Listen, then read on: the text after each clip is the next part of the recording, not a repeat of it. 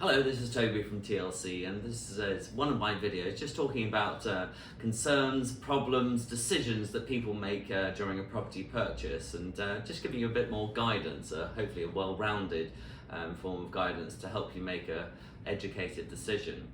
This first video is about high service charges versus low service charges. At TLC we manage around 250 buildings in the area, and they compose of just buildings with 3 flats in up to buildings that have 72 apartments in, with massive variances in service charges. We get a lot of buyers who come in and say, look, I'm not going to buy that, the service charges are far too high. And whilst I appreciate you have to budget these things into an offer, and also, we had someone the other day who was kindly buying a property for their son, and the son is going to be responsible for paying the service charges going forward, and they have to be concerned about the affordability of service charges. The big point I want to make it in this video is that high service charges really aren't a bad thing. Quite converse to that, in fact, that if you have a service charge of, say, only £1,000 a year, then I would be very worried about that building and how it's run, primarily because there's no sinking fund. At TLC, we very much stress the importance of sinking funds, or reserve funds we sometimes call them, and to make sure that when there are major works during a building's sort of cycle of works, which is usually 7 to 10 years, that all of a sudden you aren't hit with an enormous bill. We've got a building at the moment that isn't managed by us, it's a council-run building that hasn't been major works for many, many years.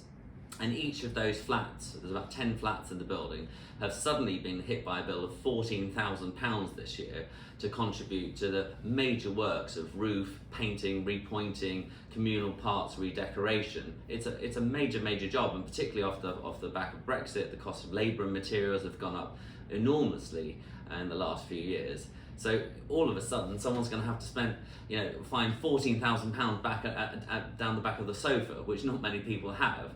Conversely, if a service charge is, commonly between £3,500 to £6,000, generally speaking, they have a reserve fund, and it depends on the building, but usually if that service charge sinking fund accumulates over time, it means that you don't suddenly have to find these dramatic funds to go towards dramatic major internal or external works.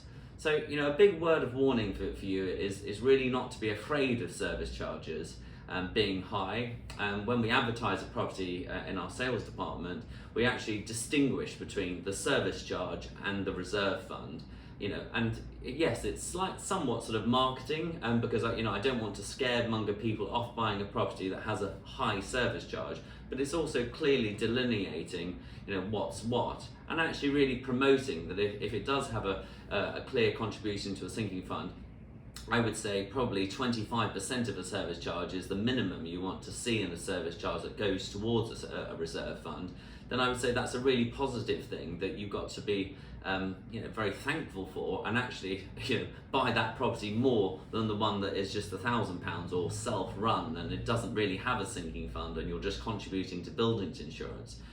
The other thing, of course, to be wary of is service charges is all of the sort of building regulations and fire regulations that we have to adhere to nowadays, asbestos, fire reports. And if those things aren't in place, it makes it very hard to buy the property to start with, but certainly to resell it in the future.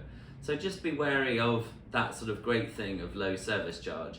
The other thing that an estate agent once told me when I was buying a property many years ago is that when you're faced with a high service charge, let's say it's £10,000 a year, don't just look at it as £10,000. Look at it, as an opportunity to negotiate with a price, okay, and say, look, over the next 5 years, the service charge is going to be £10,000.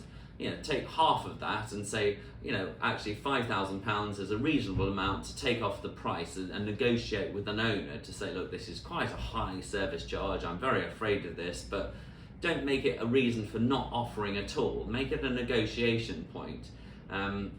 Because it just doesn't make sense, and in a building like a mansion block that we run, having the mansions, or a Kensington Mansions property, there are extra charges that you do pay for, and I find a very good value. A porter service, lifts, a rubbish collection service, all of those sort of things, that the security that those things give you are obviously going to cost more, and it's whether you value those things or not. If the building's got car parking, for example, as well, clearly that's going to cost more. So don't just look at it in a sort of closed-minded point of view. See what value those add, because clearly a period conversion isn't going to offer you all of those elements like lifts and security, porterage that a mansion block would, and clearly you're going to have to spend more on those things. And I would say, generally speaking, those blocks are better run. It's a little bit of a generalised statement, and do add value, albeit intangible value, to the property when you're reselling it. As you walk through the front door of a foyer of a building that has beautiful tiles, and well-kept communal parts, a lift that works, that immediately is a great first impression, which you never get a second chance to make. So, in summary, take a well-rounded opinion of high versus low service charges, and call me if you've got any problems.